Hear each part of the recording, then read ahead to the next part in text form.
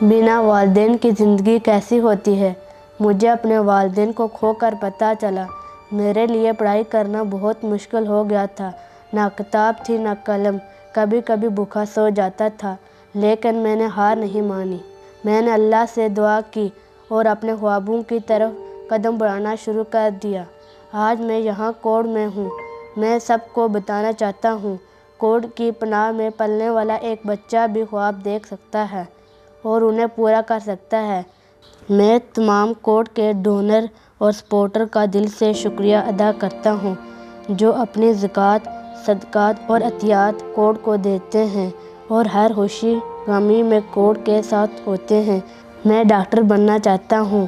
مجھے صرف ایک موقع چاہیے، ایک سہارا۔